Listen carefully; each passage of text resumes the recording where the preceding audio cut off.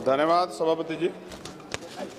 मैं आज इस सदन में अत्यंत महत्वपूर्ण, ऐतिहासिक और संवेदनशील विषय पर अपनी बात रखने के लिए खड़ा हुआ हूं। यह केवल एक विधेयक नहीं है, ये भारत की लोकतंत्र की आत्मा का प्रश्न है। यह उस न्याय की परीक्षा है जिसकी नींव हमारे संविधान में रखी थी, और यह उस विश्वास का सवाल है जो देश की करोड़ों महिलाओं के संसद से जुड़ा हुआ है। सभापति जी, मैं शुरुआत से स्पष्ट कर देना चाहता हूं कि हम महिला आरक्षण के पक्ष में हैं और हम इसे महिलाओं का संवैधानिक अधिकार मानते हैं। लोकतंत्र में समर्थन और सवाल दोनों साथ चलते हैं। मेरी तो सरकार से मांग है कि आधी आबादी 50% है, 33% की, उनको बढ़ा के 51% कर देना चाहिए। जब बराबरी महिलाओं को तो सदियों से नहीं मिला, जो वो बढ़ के मिलना चाहिए। सरकार की और हाउस की ये मंशा होनी चाहिए सभापति जी। लेकिन आरक्षण से पहले सुरक्षा के बारे में तो बताना चाहिए कि एनसीआरबी का डेटा क्या कह रहा है। तमाम सरकारों में महिलाओं पर हिंसा हो रही है, इसका जवाब भी सरकारों को देना चाहिए कि जब महिला सुरक्षित नहीं होंगी तो उनके अधिकार की रक्षा कैसे होगी। जब हम महिला सशक्तिकरण की बात करते हैं तो ये कोई नई सोच नहीं है, ये उस परंपरा की निरंतरता है जहां सावित्रीबाई फुले, मां रमाबाई, अहिल्याबाई होलकर, फातिमा शेख, झलकारी बाई, महुदा देवी पासी, अवंतिकाबाई लोधी, मां फूलन देवी जैसी वीरांगनाओं के संघर्ष हमारे सामने उदाहरण है। बाबा साहब अम्बेडकर जी ने संविधान बनाते हुए कहा था कि हम एक ऐसे संविधान को बना रहे हैं जहां हर नागरिक को समान अधिकार देगा, चाहे वह पुरुष हो या महिला। हमें याद रखना चाहिए, उन्होंने कहा था कि मैं किसी भी समाज की प्रगति को महिलाओं की प्रगति से मापता हूं। बाबा साहब अम्बेडकर जी ने सबसे बड़ा क्रांतिकारी कदम था वो हिंदू कोड बिल था। उन्होंने उसमें महिलाओं को संपत्ति में अधिकार, विवाह और तलाक में बराबरी, गोद लेने का पूरा अधिकार था। और इसके जब वो सफल नहीं हो पाए तो उन्होंने कानून मंत्री पद से इस्तीफा दे दिया। सभापति जी महोदय, 73वें 74वें संविधान संशोधन जिसके तहत अनुच्छेद 243D और 243T में स्थानीय निकायों में महिलाओं के लिए आरक्षण सुनिश्चित किया गया। आज लाखों महिलाएं पंचायत और नगर पालिकाओं नेतृत्व कर रही है। वो अलग बात है कि बहुत बड़ी संख्या में महिला प्रतिनिधि अपने निर्णय स्वतंत्र रूप से नहीं ले पाती, क्योंकि हमारे समाज ने भी पुरुषों और महिलाओं की बराबरी को स्वीकार नहीं किया। कहीं पिता, कहीं पुत्र, कहीं पति उनके निर्णय लेते हैं। ऐसा बहुत बड़े पैमाने पर देखा गया। भाषण चाहे कुछ भी दिया जाए, लेकिन सत्यता यही है। सभापति जी, मान्यवर काशीराम साहब कहा करते जिसकी इतनी संख्या बारी उसकी इतनी हिस्सेदारी। इन्हीं विचारों की कसौटी पर अगर वर्तमान महिला आरक्षण कानून को परखा जाए तो स्पष्ट हो जाता है कि 33% आरक्षण आधी आबादी के साथ पूर्ण न्याय नहीं करता। और यदि 33% आरक्षण दे भी दिया तो सबसे बड़ा प्रश्न यह उठता है कि SC, ST और OBC और मुस्लिम वर्ग की महिलाओं को वास्तविक प्रतिनिधित्व कैसे मिलेगा, क्योंकि वर्तमान व्यवस्था में कोटे के अंदर कोटे कोई प्रावधान नहीं है। इसका सीधा अर्थ यह है कि आरक्षण उन वर्गों तक सीमित रह सकता है जिनके पास पहले से ही सामाजिक, आर्थिक और राजनीतिक संसाधनों तक पहुंच है।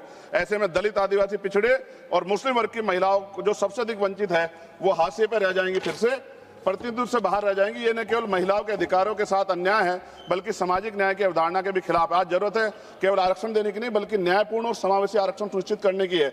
आप तो कोटे में उपवर्गीकरण यानी कि कोटे के अंदर कोटे की बात करने वाले हैं, तो महिला आरक्षण में इसे लागू करने के पीछे आप लोग क्यों रह गए? क्योंकि जब तक सबसे वंचित महिलाओं को उनका हक नहीं मिलेगा तब तक कोई भी आरक्षण अधूरा ही रहेगा। ये लड़ाई केवल आरक्षण की नहीं, ये लड़ाई बराबरी, सम्मान और असली लोकतंत्र की है। सभापति जी, मैं इस सदन के माध्यम से हो रही चर्चा के बीच एक मूलभूत प्रश्न उठाना चाहता हूं। सामाजिक न्याय की वास्तविक स्थापना कैसे होगी? हम सब जानते हैं कि बाबा साहब अम्बेडकर ने दलितों और वंचितों समाज के राजनीतिक सशक्तिकरण के लिए पृथक निर्वाचन की मांग की थी। उसका स्पष्ट मत था कि जब तक दलित समाज में को अपने प्रतिनिधि स्वयं चुनने का अधिकार नहीं मिलेगा तब तक उनका वास्तविक सशक्तिकरण संभव नहीं है। लेकिन परिस्थितिवश पूना पैक्ट के कारण ये मांग अधूरी रह गई क्योंकि गांधी जी अनशन पर बैठ गए थे। मैं इतिहास को नहीं दोहराना चाहता, लेकिन उस समझौते ने दलितों को आरक्षण तो दिया लेकिन स्वतंत्र राजनीतिक आवाज छीन ली। माननीय सभापति जी, बहुजन आंदोलन के महानेता काशीराम जी ने अपनी प्रसिद्ध पुस्तक चमचा युग में भी इस व्यवस्था की सीमाओं को उजागर किया है कि कैसे वर्तमान राजनीतिक ढांचे में दलित प्रतिनिधि अक्सर स्वतंत्र नहीं रह पाते, अपने समाज से ज्यादा अपनी पार्टी के प्रति समर्पित हो जाते हैं। यही हाल पिछड़े वर्ग के नेताओं का भी है। अगर आप सही मायने में दलितों को, महिलाओं को, पिछड़े वर्ग को आरक्षण देना चाहते हैं, लाभ देना चाहते हैं, अगर आप वास्तव में उन्हें संसद में सतत रूप से लाना चाहते हैं तो वक्त आ गया कि उनके लिए पृथक निर्वाचन की व्यवस्था की जाए, क्योंकि बिना स्वतंत्र राजनीतिक प्रतिनिधि के आरक्षण केवल एक संख्या बनकर रह जाएगा, सशक्तिकरण नहीं बन पाएगा। अगर हम सच में सामाजिक न्याय चाहते तो हमें आधे अधूरे समाधान नहीं बल्कि साहसिक और मूलभूत निर्णय लेने होंगे। उसके लिए पृथक निर्वाचन की व्यवस्था करनी पड़ेगी। लोकसभा की तरह सभापति जी, राज्यसभा की सीटों में वृद्धि होनी चाहिए। वर्तमान में राज्यसभा की सीटें लोकसभा की सीटों के लगभग 45% है, इसलिए लोकसभा सीटों को बढ़ाने के बाद राज्यसभा की सीटें बढ़ाकर 850 का 45% यानी कि लगभग 383 सीटें होनी चाहिए।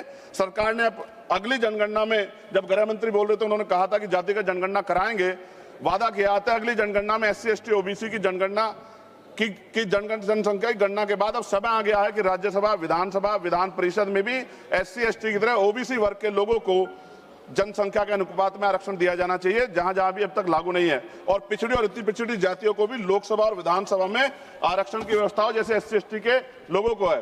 सभापति जी, हमारा संविधान कहता है कि प्रतिशत जनसंख्या के आधार पर होना चाहिए, साथ ही संघीय संतुलन को भी बना रहेगा। 1976 और 2001 के परिसीमन को रोकने का निर्णय इसलिए लिया गया था क्योंकि उस समय यह समझ थी कि अगर केवल जनसंख्या के आधार पर किया गया तो राज्य जनसंख्या नियंत्रण में सफल, जो राज्य जनसंख्या नियंत्रण में सफल रहे, वे नुकसान में चले जाएंगे। सरकार तो कहती है कि प्रक्रिया निष्पक्ष होगी, लेकिन सवाल उठता है क्या इसके लिए सभी राज्यों का व्यापक परामर्श हुआ? क्या कोई सर्वदलीय समिति बनाई गई? क्या राज्यों की सहमति ली गई? अगर नहीं तो ये प्रक्रिया सहमति से नहीं, सख्ती से लागू की जा रही है। मेरी मांग है कि परिसीमन से पहले सर्वदलीय समिति बनाई जाए, राज्यों के बीच संतुलन बनाए रखने के लिए कोई फॉर्मूला तैयार हो। और मेरी मांग है कि राज्य पुनर्गठन के प्रस्ताव है सरकारों के पास, ये परिसीमन से पहले राज्य पुनर्गठन के बारे में सोचा जाए, क्योंकि इतने बड़े बड़े प्रदेशों में उनका भला नहीं हो सकता है। इसलिए बेहतर प्रदेश बनाने के लिए हमें पुनर्गठन के बारे में सोचना चाहिए। सभापति महोदय, महिला आरक्षण कोई राजनीतिक कार्यक्रम नहीं है, महिलाओं का अधिकार है, इसे वोट बैंक की राजनीति से ऊपर उठकर देखना चाहिए।